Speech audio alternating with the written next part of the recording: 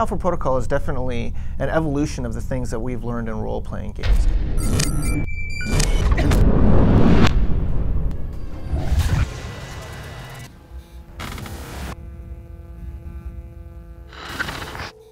An RPG is a role-playing game, and as you go through the game, you basically discover either more about yourself or more about the story that's actually occurring. Moving into the late 90s, there was a resurgence in role-playing games that we were lucky enough to be part of, with games like Fallout and Baldur's Gate and Planescape Torment, where the genre really advanced. It became much more story-based. We have quite a pedigree in working on games like Star Wars Knights of the Old Republic 2, Neverwinter Nights 2. And then we were able to branch out to doing sort of more experimental RPGs, which we're doing with Alpha Protocol, which is our first real-world RPG, which I'm incredibly excited about.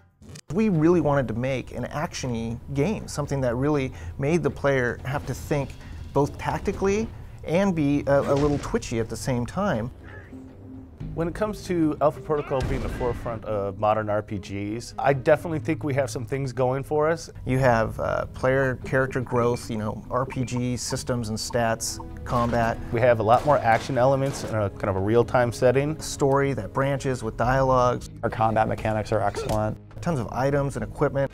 And Alpha Protocol really stood out as this exciting thing that we could do, where we could take all of this experience and make something that was really new and different and incredibly cool. Our use of exploration of real-world spaces is intriguing for the player because they're actually exploring spaces they've actually gone through in the real world, but now there's a whole lot of enemies to fight, cool things to find, doors to kick down. Like everything that you're doing in the world is sort of tangible in a way that things in high fantasy or maybe in science fiction are not tangible. Basically, you're taking the real world and now you get to play around with it to your heart's content.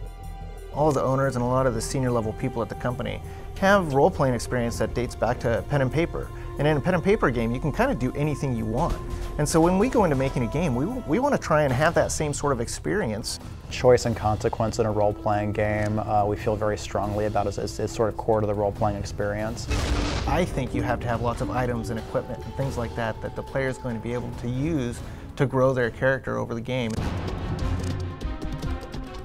Everybody talks about story in games and that story is the most important thing, but I think we really hit it. The more we allow a player to customize and sort of choose the skills and abilities they want and then see the repercussions of those choices in the actual game environment is very, very important. Like if you choose to let an arms dealer go within the game, if we let him go, he could lead us to the people he sold the missiles to. That actually has game mechanic repercussions on missions that are tied to that hub. So if you let the arms dealer go, for example, that actually means terrorists you meet later on, they're more well armed, they're better supplied. In the end, I think what's the most important thing is choice.